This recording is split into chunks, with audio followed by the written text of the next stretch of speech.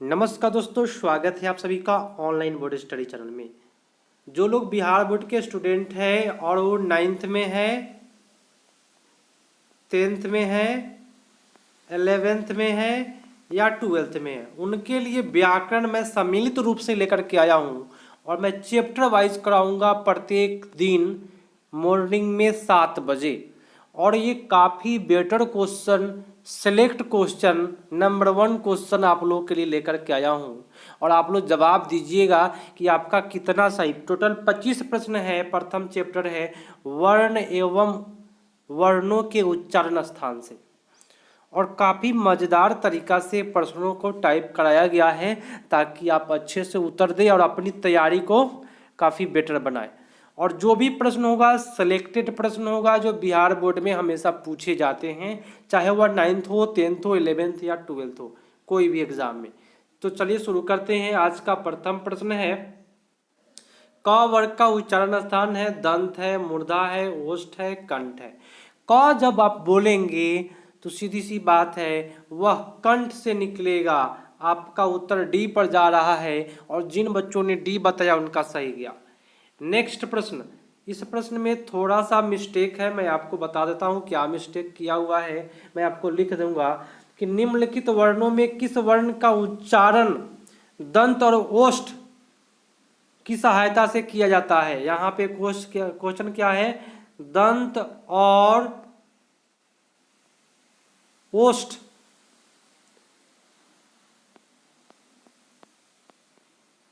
दोनों की सहायता से किया जाता है, वह कौन सा वर्ण है बताना है। जो दांत से भी और ओठ से भी उच्चारण होता है वह कौन है। वह है, ख है, च है, आ है, कौन है बताए। तो 2 का उत्तर आपका हो जाएगा सबसे बेटर व है ना। दंत और ओठ दोनों की थोड़ा मोड़ा सहायता यहाँ मिल जाती है। आपका उत्तर ए पर चला जाएगा। नेक्स्ट प्रश्न देखिएगा, निम्नलिखित में अघोष महाप्राण वर्ण कौन सा है। छ, प, क, म। अघोष और घोष 2 प्रकार के होते हैं, इसमें कौन सा अघोष है ये बताना है। चलिए 3 का उत्तर आपका ए पर जा रहा है, छ। ठीक है, आपका उत्तर यहाँ ए हो जाएगा। नेक्स्ट प्रश्न देखिएगा, उ और प ध्वनि का उच्चारण स्थान क्या है। कंठ, मूर्धा, ओष्ठ, दंत। उ प ये तीनों वर्णों का उच्चारण स्थान बताना है क्या है। चलिए आपका उत्तर यहाँ ओष्ठ हो जाएगा। उ प आप ही बोल करके देख लीजिए, आपका जो ओठ है वह सटेगा। ठीक है, तो आपका उत्तर यहाँ ओष्ठ पर जा रहा है। ठीक है, चलिए नेक्स्ट प्रश्न। प्रश्न है किसी शब्द के उच्चारण में जो विराम आता है उसे क्या कहते हैं। अल्प प्राण, महाप्राण, संगम, बालाघात। उच्चारण में जो जो विराम आप करते हैं उसको क्या कहते हैं। चलिए उसको हम बोलेंगे संगम। क्या बोलेंगे, संगम। 5 का उत्तर B is the right answer. Next प्रश्न, प्रश्न है कि जिन ध्वनियों के उच्चारण के समय हवा बिना किसी रुकावट के मुंह से निकलती है उन्हें क्या कहते हैं। भाषा, अक्षर, स्वर, व्यंजन। हवा अगर निकल जाए, कोई भी वर्ण का आप उच्चारण कर रहे हैं तो जैसे कि आ है ना, जब पढ़ेंगे तो उसमें आपका हवा निकलेगा, बिना सटे बिना रुकावट के हवा निकल जाता है, उसको हम बोलते हैं स्वर। ठीक है, यहाँ पे जो स्वर बताए उनका सही जाते हुए। नेक्स्ट प्रश्न, प्रश्न है कि जिन वर्ण के उच्चारण में स्वर की सहायता लेनी पड़ती है उसे क्या कहते हैं। भाषा, स्वर, अक्षर, व्यंजन। स्वर की सहायता अगर आप लेते हैं तो उसको हम व्यंजन कहते हैं। बहुत अच्छी बात, जिनका जवाब व्यंजन पर गया है। व्यंजन वर्ण ही बोलते हैं जो स्वर की सहायता से उच्चारण किया जाता है। नेक्स्ट, जिन वर्णों के उच्चारण में जीभ, तालु, दंत तथा ओठ आपस में हल्का स्पर्श करते हैं उसे क्या कहते हैं? अंश व्यंजन, स्वर, अक्षर, संयुक्त व्यंजन। काफी मजेदार है, सब चीज इसमें थोड़ा मोड़ा टच होगा, उसको क्या कहेंगे? तो उसको बोलते हैं अंतस्थ व्यंजन। आपका उत्तर ए पर जाएगा। जिन बच्चों ने ये बताया उनका सही किया। नेक्स्ट, आप लोग अपना औसत जरूर बताइएगा कमेंट में कि आपका कितना औसत जा रहा है। निम्नलिखित में उष्म वर्ण कौन सा है? श, उ, छ, भ। उष्म जो बोले तो वैसा वर्ण जिसके उच्चारण में गर्मी थोड़ा सा निकले मुंह से, उसको उष्म वर्ण कहते हैं। तो यहाँ आपका होगा श, तालव श। जब बोलेंगे थोड़ा सा गर्मी आपके मुंह के द्वारा निकलेगा, श। A is the right answer. Next प्रश्न, निम्नलिखित में अंतस्थ कौन सा है? श, व, छ और भ। उत्तर बताएं। उत्तर यहां आपका सी पर चला जाएगा, व। नेक्स्ट प्रश्न,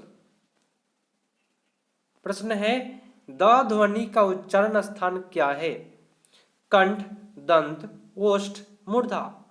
द का बताना है उच्चारण स्थान। द आप ही बोल करके देखेंगे तो आपको पता चल जाएगा। द जैसे ही बोलेंगे दंत में स्पर्श करता है, ठीक है। C is the right answer. Next प्रश्न, श ध्वनि का उच्चारण स्थान क्या है? दंत, ओष्ठ, तालु, दंतालु। बताए। तालव श, सीधी सी बात है, तालव बोले तो क्या तालु, ठीक है। आपका उत्तर यहां पे हो जाएगा, B is the right answer. Next प्रश्न, प्रश्न है देखिएगा, निम्नलिखित में कौन सा वर्ण तालु से उच्चारित होता है? प, छ, ट, श। तो तालु से बताना है यहाँ पे। तो तालव श आप लोग पढ़े हैं, मूर्धन श पढ़े हैं, तो इसमें देख करके अच्छे से बताना है 13 का। यहाँ आपका छ जो है, जैसे ही छ बोलेंगे तालु में सटेगा, तो यहाँ आपका उत्तर बी हो जाएगा। नेक्स्ट, विसर्ग का उच्चारण स्थान क्या है? तालु, मूर्धा, कंठ, दंतोष्ठ। विसर्ग का बताना है, तो विसर्ग में यहाँ पे आपका बी हो जाएगा, कंठ। विसर्ग कोई भी अगर बोलेंगे आह, जैसे बोलेंगे क्या? दुख, दुख, दुख, खा। जैसे ही बोलेंगे तो कंठ से निकलता है थोड़ा सा। आपका उत्तर यहाँ पे बी हो जाएगा, कंठ। नेक्स्ट प्रश्न, पवर्ग का उच्चारण मुंह के किस भाग से होता है? प, फ, ब, भ जैसे ही पढ़ेंगे आपका जो ओट्स है वो सटेगा पवर्ग ओठ से, ठीक है। नेक्स्ट, अनुस्वार का उच्चारण स्थान बताना है। तालु, मूर्धा, नासिक, कंठ। देखिए अनुस्वार जैसे कि कंठ, तो क्या नाक से आवाज निकलता है अनुस्वार का जब भी प्रयोग करेंगे, जैसे कि कंठ, तो यह आपका हो जाएगा नासिक से। तो अनुस्वार कहीं भी रहता है उसका उच्चारण कंठ से किया जाता है। नेक्स्ट प्रश्न, निम्नलिखित में घोष अल्प प्राण कौन सा है? घ, छ, फ, ग। घोष अल्प प्राण कौन सा है? 17 का उत्तर आपका ग। क्या हो जाएगा? ग। नेक्स्ट प्रश्न पर आते हैं, चवर्ग का उच्चारण स्थान क्या है? तालु, दंत, मूर्धा, कंठ। चवर्ग का उच्चारण स्थान 18 का आपका हो जाएगा तालु। चलिए नेक्स्ट प्रश्न पर आते हैं। प्रश्न है ए वर्ण का उच्चारण स्थान क्या है? ए, ऐ, ओष्ठ, नासिक, कंठ, कंठ, तालु, नासिक। ऐ, ऐ जैसे ही आप उच्चारण करेंगे कंठ से निकलेगा ऐ, और थोड़ा सा तालु में आपको सटेगा, तो यहाँ आपका उत्तर B is the right answer. Next प्रश्न है, छ ध्वनि किसके अंतर्गत आती है? मूल स्वर, संयुक्त वर्ण, घोष वर्ण, तालव्य, बताए।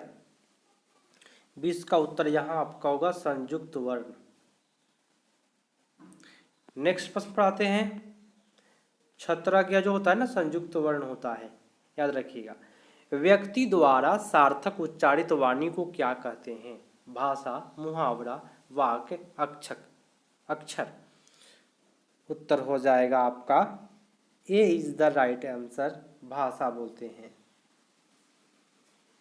चलिए नेक्स्ट क्वेश्चन पे आते हैं। ई वर्ण है, ई जो है हर्षस्वर है, दीर्घस्वर है, अंतस्वर है, उसमें है। देखिए ई होता है, हर्ष होता है, लेकिन इस पर जैसे ही होगा रेफ थोड़ा सा, तो उसको बोलते हैं दीर्घ स्वर, हर्षस्वर और दीर्घ स्वर। तो यहाँ आपका उत्तर बी हो जाएगा दीर्घ स्वर। नेक्स्ट प्रश्न। प्रत्येक व्यंजन का पहला, तीसरा तथा पांचवें वर्ण को क्या कहते हैं? अल्पप्राण, स्वर, अक्षर, बालाघात, क्या कहते हैं?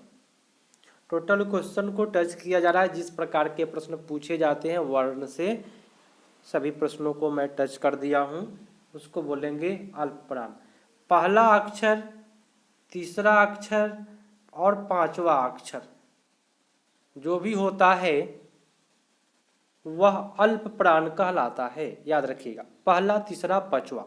ट्रिक क्या है? विषम है ना, 2 से भाग नहीं लग रहा है इसमें, 2 के पहाड़े में नहीं आ रहा है, 1, 3, 5, तो ये अल्पप्राण के अंतर्गत आता है, याद रहेगा ना। चलिए नेक्स्ट प्रश्न। जब एक ध्वनि 2 व्यंजन से मिल जाए तो उसे क्या कहते हैं? 2 व्यंजन से यदि मिल जाए तो उसे हम संयुक्त ध्वनि कहते हैं। क्या बोलते हैं? संयुक्त ध्वनि। जैसे छत्रज्ञ, छ लिखाता है क, श और त से, है ना, देख लीजिएगा, तो उसको बोलते हैं संयुक्त ध्वनि। और आज का ये लास्ट प्रश्न है। निम्नलिखित, एक सेकेंड, निम्नलिखित में संयुक्त ध्वनि कौन है? त्र, उ, छ, भ। संयुक्त ध्वनि कौन सा है? तो छत्रज्ञ मैं आपको बताया हूं, तो उसी हिसाब से आपका उत्तर ए पर जाएगा सही। ए इज द राइट आंसर, त्र। तो रेगुलर आप लोग 7 बजे मॉर्निंग में आए और क्लास को जरूर करें। तो मिलते हैं अगले पार्ट में, तब तक के लिए धन्यवाद। जय हिंद।